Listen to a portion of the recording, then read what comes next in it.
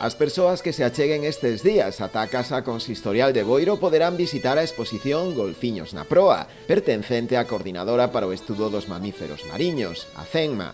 A través dela o que se busca é difundir a diversidade de cetáceos e outras especies que viven ou pasan pola costa galega. Para nós é moi importante traballar pola recuperación e a conservación destes animais que realmente non os coñecemos, pero que viven toda a vida e viviron toda a vida entre nós. De feito, hai interaccións constantes pois con pesca, nas praias, vémolos todos os días e realmente non sabemos nada deles. A mostra foi inaugurada oficialmente esta mañá coa presenza da responsable provincial de Medio Ambiente da Deputación da Coruña, Rosa Ana García, quen incidiu no feito de concienciar sobre a importancia de protexer o medio mariño e as nosas costas. Un obxectivo é dar a coñecer á cidadanía e aos escolares todas estas especies e que sepan un pouco máis da súa vida, e outro obxectivo e non menos importante que é concienciar, porque moitas delas pois están en perigo de extinción, entón concienciar sobre o cuidado do medio mariño no que